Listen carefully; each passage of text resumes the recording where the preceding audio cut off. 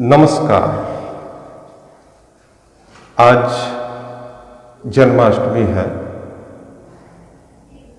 और ये 2021 की जन्माष्टमी भाद्रपद कृष्ण पक्ष में अष्टमी तिथि को पड़ने वाली जन्माष्टमी जो प्रत्येक वर्ष मनाया जाता है कृष्ण जन्माष्टमी के रूप में आज ही के दिन कृष्ण भगवान अवतरित हुए थे।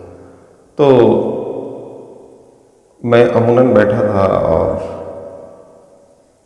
दिमाग में आया कि एक आप लोग को जानकारी साझा की जाए और इस तहत हमारे दिमाग में ये बात आई कि कौन सा टॉपिक लिया जाए, किस विषय पर आज बात किया जाए, कौन सी जानकारी आप सबों को दी जाए। तो आप जानते ही हैं कि भगवान विष्णु और भगवान कृष्ण विष्णु के ही अवतार माने जाते हैं और कृष्ण का अवतरण यहाँ पर हुआ धरती पर जो अवतार के रूप में जाने जाते हैं। तो कृष्ण या विष्णु की पूजा जो होती है जो शालिग्राम के रूप में, उसमें एक बहुत मुख्य वस्तु का प्रयोग होता है जिसके बिना विष्णु की पूजा संपूर्ण नहीं होती। तो एक पुराना संगीत भी हमारे मस्तिष्क में आया, मैं तुलसी तेरे आंगन की, और ये तुलसी शब्द और तुलसी दल जिसके द्वारा ठाकुर जी की पूजा की जाती है भारतवर्ष में, जिनके यहाँ ब्राह्मण समाज में शालिग्राम जी हैं और उनके यहाँ बिना तुलसी के शालिग्राम जी की पूजा संभव नहीं है। यानी तुलसी दल से ही उन्हें अभिषेकित किया जाता है, तुलसी उनको चढ़ाई जाती है। तुलसी का एक बहुत बड़ा महत्व है। तो मैं सोचा कि तुलसी पर ही एक जानकारी आप लोगों को दी जाए जो बहुत सूक्ष्म जानकारी है और ये जानकारी आपके जीवन में बहुत काम आएगा। मैं तुलसी तेरे आंगन की ये संगीत जो है पुराने फिल्मी कोई गाने से है, मुझे ये ध्यान नहीं कि इस पिक्चर में इसको गाया गया था, लेकिन आंगन की तुलसी यानी भारतवर्ष में करीब प्रायः सभी, हम किसी भी प्रदेश में चले जाएं, अपने भारतवर्ष के किसी भी प्रदेश में किसी भी राज्य में तुलसी जो है पूज्य है। सदैव से प्राचीन काल से उनकी पूजा होती आ रही है और पौराणिक ग्रंथों से तुलसी के बारे में बहुत सारी जानकारी मिलती है कि तुलसी की। अब यहाँ पर मैं तुलसी के मेडिसिनल प्रॉपर्टीज यानी औषधीय गुणों की बात करना चाहता हूँ। और किसी भी चीज़ की महत्ता तभी होती है जब उस वस्तु की अपनी वैल्यू होती है। उस वस्तु में कुछ ऐसे तत्व पाए जाते हैं जो बहुत महत्वपूर्ण होते हैं और जितने भी, जैसे पीपल है, तुलसी है, बेल वृक्ष है, श्रीफल है, आंवला है, तमाम वृक्ष हैं, ऐसे वृक्ष हमारी वनस्पति जो जिसमें जीवनदायिनी शक्ति है। और ये सारे वृक्ष जो है हमारे पौराणिक ग्रंथों के द्वारा और बहुत समय से आदिकाल से इसकी पूजा होती आ रही है और इसका संरक्षण और संवर्धन होते आ रहा है। तो इसके पीछे यदि हम देखेंगे आज के परिप्रेक्ष्य में कि कोई भी चीज़ कितना, जैसे आप जानते हैं कि पीपल का वृक्ष एक ऐसा वृक्ष है जो रात में भी ऑक्सीजन जनरेट करते रहता है और वो हमारे लिए प्राण ऊर्जा का कार्य करता है। तो पीपल की यदि बात की जाए तो पीपल जो है साक्षात शिव है, साक्षात शिव है, क्योंकि शिव भी जब समुद्र मंथन होता है तो उसमें से जो अमृत आता है वो देवता उसको ग्रहण करते हैं, लेकिन विष आता है तो न देवता न असुर, न सूर न असुर उसको लेने के लिए कोई तैयार नहीं होता। तो वो विष जो है वो भगवान शिव उसे अपने कंठ में लेते हैं और इसलिए उनका एक नाम नीलकंठ भी होता है। तो अन्य पौधों की बात छोड़ दें और ये बहुत बड़ा विशाल वृक्ष होता है, वट वृक्ष, पीपल वृक्ष।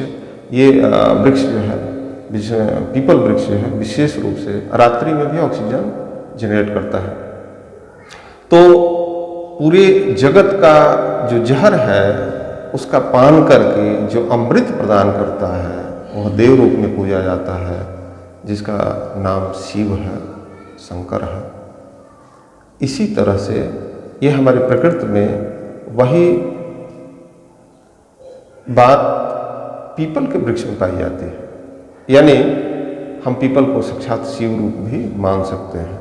इस संदर्भ में कि पीपल भी तो वही करता है, हमारा टोटल कार्बन डाइऑक्साइड अपने आप में ऑब्जर्व करके और 24 घंटा हमारे लिए ऑक्सीजन प्रदान करता है, तो साक्षात शिव है, क्योंकि उसमें जीवनदायिनी शक्ति है। और यही कारण है, इसी तरह से तुलसी है, बिल्वपत्र है, बिल्व वृक्ष है, आंवला है, केला है, बहुत सारे पौधे हैं जो कि हमारे धार्मिक ग्रंथों से में जिसका वर्णन मिलता है, और पौराणिक काल से इसे घर घर में पूजा जाता है और इसे लगाया जाता है।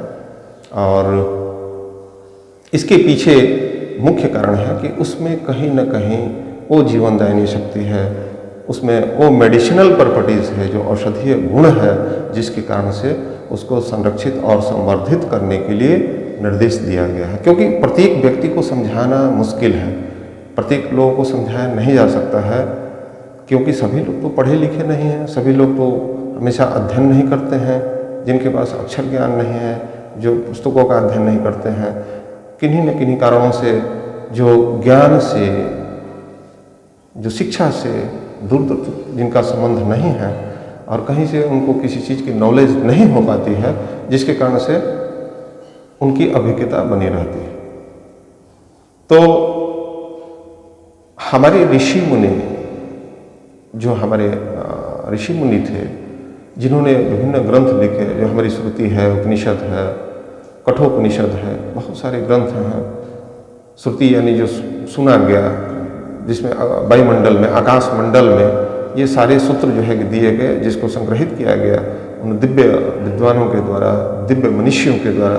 तो इसमें जो है इस चीज़ को धर्म के साथ, आस्था के साथ जोड़ा गया, यानी कि प्रत्येक व्यक्ति को ये उसके गुण धर्म से परिचित कराना संभव नहीं था, इसलिए उसको धर्म के साथ जोड़ा गया कि तुलसी हमारे लिए कितनी पूज्य है, बिल्व वृक्ष कितना हमारे लिए पूज्य है, पीपल वृक्ष कितना पूज्य है, और उसका जो है संरक्षण और संवर्धन बहुत जरूरी है। इसलिए उसे किसी तरह का नुकसान न पहुंचाएं, आप उसका रोपण करें, उसको सिंचित करें, उसका संवर्धन करें, उसका संरक्षण करें, और यदि आप ये करते हैं तो फिर आपका भी जीवन संभव हो पाएगा। यानी हमारी वनस्पति बचेगी, तभी हम जीव जगत, मनुष्य जगत, प्राणी मात्र की रक्षा हो पाएगी, क्योंकि उसी में हमारा जीवन है। तो इस संदर्भ से और इस ज्ञान से ओतप्रोत जितने भी हमारे मनीषी थे, उनके मस्तिष्क में ये बात आई होगी कि क्यों न इसे धर्म और आस्था के साथ जोड़ दिया जाए। जिन व्यक्तियों को इसके बारे में नहीं भी जानकारी है, वो भी किसी तरह से इसका नुकसान नहीं पहुंचा पाए। और तुलसी की तो बात ही क्या कहनी है, ये तो हमारे प्रत्येक घरों में, हमारे आंगन में, आजकल तो हमारे रहने की व्यवस्था जो है कि काफ़ी चेंज हो चुकी है, फिर भी ग्रामीण क्षेत्रों में जो है अभी भी आंगन होता है, तो गमले में, और जहाँ हमारा निवास स्थान है, घर घर में पाई जाने वाली ये तुलसी, जिनके बिना विष्णु का पूजन नहीं हो पाता है, वो तुलसी कितने गुणों की खान है, ये मैं बताऊंगा, और ये आज हमारा विषय रहेगा। तो चलिए चर्चा को आगे बढ़ाते हुए इस विषय पर जो है कि हम बात करते हैं।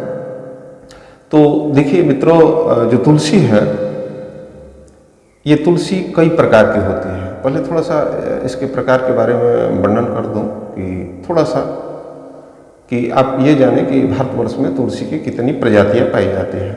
तो विशेषतः 2-3 प्रकार के तुलसी से आम लोग जो है कि इससे परिचित भी हैं और इसको जानते हैं, क्योंकि चूँकि घर में पाया जाने वाला एक सामान्य सा पौधा है। तो सामान्य इसलिए कि हर एक घर में पाए जाने वाला ये पौधा है। तो इसमें 3 तरह की जो तुलसी है प्रायः जो है सबके घरों में उपलब्ध होती है, या सभी ने देखा होगा, जिसमें कि श्यामा तुलसी है और गौरा तुलसी है, और एक सफ़ेद तुलसी है। तो श्यामा, गौरा मतलब गौरवर्ण यानी हरी जो होती है, उनको गौरा तुलसी के नाम से जाना जाता है। और भगवान विष्णु के मंदिर में गौरा तुलसी का विशेषतः प्रयोग किया जाता है। तो श्यामा तुलसी जो श्याम वर्ण की होती है, जिसकी पत्तियां जो है कि काली होती है, जो बहुत ग्रीनिश होती है, यानी जो बहुत हरे रंग की होती है, उसको रामा तुलसी कहते हैं। और तीसरा जो है वो सफ़ेद रंग की होती है, उसकी पत्तियां जो है कि सफ़ेद, ये बहुत कम पाया जाता है। इसके अलावा लाल तुलसी, जिसमें लालिमा होती है, ये तीसरे प्रकार की तुलसी है। तो पहली होगी श्यामा तुलसी, दूसरी होगी रामा तुलसी, तीसरी हो गई जो लालिमा लिए हुए तुलसी होती है, जिनकी पत्तियाँ थोड़ी लाल होती है। एक सफ़ेद तुलसी होती है, और फिर एक और तुलसी होती है जो पीले रंग की पाई जाती है। श्री हरि विष्णु को बहुत पसंद है। लेकिन ये तीन तुलसियाँ, हरी तुलसी, श्यामा और रामा तुलसी, हरी तुलसी, श्याम तुलसी, ये तीन तो आम घरों में पाई जाती है। लेकिन सफ़ेद तुलसी, पीली तुलसी, ये बहुत, और सफ़ेद तुलसी, पीली तुलसी, ये बहुत कम पाई जाती है। लाल तुलसी भी करीब करीब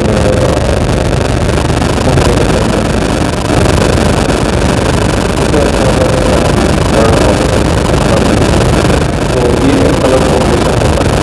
तो ये तुलसी के प्रकार है। सफ़ेद तुलसी और पीली तुलसी थोड़ी दुर्लभ जाती है, और ये भारतीय सत्यगह नहीं उपलब्ध हो पाती। तो ये तुलसी एक, और इसके जो है कि गुण है अनेक। और सबसे बड़ा गुण क्या होता है, और क्यों आंगन में लगाया जाता है, क्यों ये पूज्य है? क्योंकि इसके पौधे भी बहुत बड़े नहीं होते हैं, करीब 2 फीट 3 फीट के ऊंचाई में होते हैं। कुछ कुछ तुलसी है जो 4 फीट तक भी उसकी हाइट जाती है, लेकिन साधारणतया 2 फीट 2.5 फीट 3 फीट में तुलसी जो है कि होती है। और ये जो है हम विशेष करके नॉर्थ ईस्ट कॉर्नर में, ईशान कोण में या उत्तर पूर्व दिशा में हम इसको स्थापित करते हैं। ग्राम अंचलों में जहाँ आंगन है, वो आंगन में तुलसी का पौधा लगाया जाता है गमले में, और तुलसी विवाह भी किया जाता है। ये परंपरा रही है, भारतीय परंपरा, सनातन परंपरा। तुलसी विवाह होता है, वर्ष में एक बार उनका तुलसी का विवाह भी किया जाता है। तो चलिए, हमारा विषय ये नहीं है। हमारा विषय है कि तुलसी क्यों पूज्य बनाई गई, और तुलसी में कौन ऐसा गुणधर्म है जिसके चलते तुलसी पूज्य है, और तुलसी को संरक्षित और संवर्धित करना चाहिए। इसके मेडिसिनल पर्पसेस को, औषधीय गुणों को हम जानते हैं। तो तुलसी के अंदर एक बहुत विशिष्ट जो चीज़ पाया जाता है, इसका गुणधर्म जो है वो मरकरियस होती है। मरकरी यानी पारा, जिसको पारा से आप लोग विदित हैं। पारा जो जिसे अंग्रेजी में मरकरी कहते हैं, ये मरकरी जो है वो तुलसी में प्रचुर मात्रा में पाई जाती है, नेचुरल वे में। अपने प्राकृतिक स्वरूप में पारे का अंश पाया जाता है, और यही पारा तुलसी के गुणों को संपन्न बनाती है, गुण संपन्न बनाती है। और ये तुलसी जो है पारे से युक्त हमें बहुत सारी चीज़ों से रक्षा करती है। बहुत सारी चीज़ों का मतलब है विशेष करके बैक्टीरिया और वायरस। तो इसके पीछे ये कारण था कि तुलसी की पूजा करें, आंगन में लगाएं, या तो अपने बालकनी में लगाएं, अपने फ्रंट में लगाएं, कहीं गमले में लगाकर उसकी पूजा करें। इसके पीछे मुख्य कारण ये रहा कि तुलसी में जो पारा है, वो पारा में एंटी बैक्टीरियल और एंटी वायरल गुण है। यानी ये तुलसी बैक्टीरिया और वायरस को रोकती है, प्रिवेंट करती है। इसलिए यदि हमारे ऑन फ्रंट जो है कि यदि लगा हुआ है तुलसी, तो वहाँ से आने वाली हवा के माध्यम से जो एयर कॉन्टामिनेटेड जो वायरस और बैक्टीरिया हैं, उन बैक्टीरिया को नष्ट कर देती है, समाप्त कर देती है। ये तुलसी का सबसे बड़ा गुणधर्म है। और यही कारण है कि तुलसी बाहर और तुलसी अंदर। अंदर का मतलब है इंटरनल। यदि हम तुलसी का औषधीय रूप में प्रयोग करते हैं तो इसके बहुत फायदे हैं, बहुत लाभ है। और आप सभी जानते हैं कि तुलसी को जो है कि घर घर में उगाई जाती है, इनका पूजन होता है, इनका संरक्षण और संवर्धन होता है। और इसी क्रम में तुलसी हमारे दैनिक जीवन में उपयोग आने वाली चीज़ें हैं। चीज़ों में से एक है जिसमें कि प्रत्येक व्यक्ति जो है तुलसी का कहीं ना कहीं किसी न किसी रूप में प्रयोग जरूर करता है।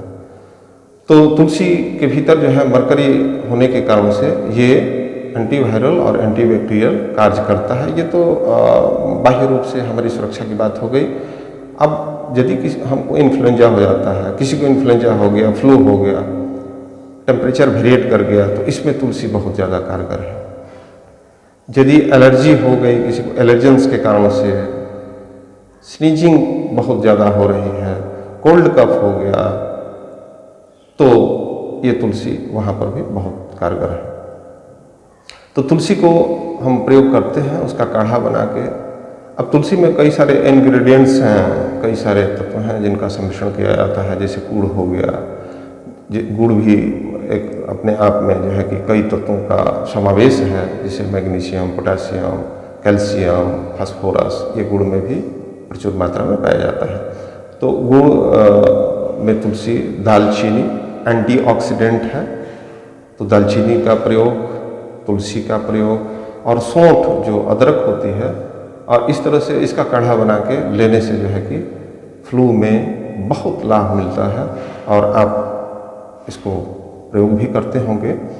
तो ये तुलसी का एक गुण था जिसे मैं आज बताना चाहता था कि तुलसी को जो है में कौन सा गुणधर्म होता है, कौन सा ऐसा तत्व होता है जिसके कारण से वो हमारी बाह्य और आंतरिक दोनों तरह की सुरक्षा प्रदान करती है। तो ये तुलसी का सबसे बड़ा गुणधर्म है कि उसमें मरकरी, और ये मरकरी जो है बाहरी वातावरण से, हवा के माध्यम से आने वाले वायरस और बैक्टीरिया से वो रक्षा करती है। और पारा को आप सभी जैसे जानते हैं कि कितना प्रोटेक्टिव चीज़ है। इसलिए एक चीज़ और है कि तुलसी को कभी भी, तुलसी दल को, तुलसी के पत्तियों को मुंह में लेकर चेविंग नहीं करना चाहिए, उसको चबाना नहीं चाहिए, क्योंकि उसमें चूँकि मरकरी का अंश है तो मसूड़ों को काफ़ी नुकसान पहुंचाता है, जिससे दांत जो है जल्दी टूटने लगते हैं। तो इस तरह की प्रॉब्लम आती है। इसलिए तुलसी को कभी भी इस तरह से प्रयोग न करें, क्योंकि डायरेक्ट यदि पारे का हम प्रयोग करेंगे, वो नेचुरल वे में है, तो वो मसूड़ों को काफ़ी नुकसान पहुँचाता है। इसलिए तुलसी को जब तक हम उसको, उसका रस लेके, उसका काढ़ा बना के, उसको पका के उस रूप में हम ले सकते हैं। आप मंदिरों में जाते हैं, तुलसी दल मिलता है, तो कभी भी उसको निगल लिया कीजिए, कभी मुंह में तुलसी को चबाई नहीं जाती है। एक बहुत बड़ा इसके पीछे ये वैज्ञानिक कारण है। शायद दर्शकों आपको पता न हो, मैं आपको ये अवगत कराना चाहता हूँ कि तुलसी जो है, कभी आप जाते हैं विष्णु मंदिर में तो वहाँ गंगा जल के साथ में तुलसी दल दिया जाता है, यह वहाँ का मुख्य प्रसाद है। तो तुलसी दल को जो है डायरेक्ट निगलने की बात होती है, तुलसी को चबाना नहीं चाहिए, नहीं तो इसके ये साइड इफेक्ट आते हैं कि हमारे मसूड़े कमजोर हो जाते हैं, दांत जल्दी टूटने की संभावना रहती है। इसलिए तुलसी का प्रयोग बिल्कुल ही निरापद है, लेकिन तुलसी का प्रयोग हम हमेशा उसका काढ़ा बनाकर उस रूप में ही करेंगे, जिससे कि तुलसी का हमें संपूर्ण लाभ मिलेगा। तो ये छोटी सी जानकारी थी तुलसी जी के बारे में, और मैं समझता हूँ कि इस ज्ञान से जो है आप आविर्भाव होकर इस ज्ञान को लेकर आप इसका प्रयोग करके और अपने जीवन में जो है कि बहुत लाभ पाएंगे और इसका जो है आनंद ले पाएंगे। और मेरा एक रिक्वेस्ट है कि तुलसी को संरक्षण और संवर्धन करें, और इनकी जो प्रजातियां जो कि सर्वसुलभ नहीं हैं, उन प्रजातियों का भी आप जो है उसका रोपण करें, और उसका जितना संवर्धन और संरक्षण होगा उतना ही मानव जीवन के लिए एक कल्याणकारी पौधा है। तो धन्यवाद मित्रों।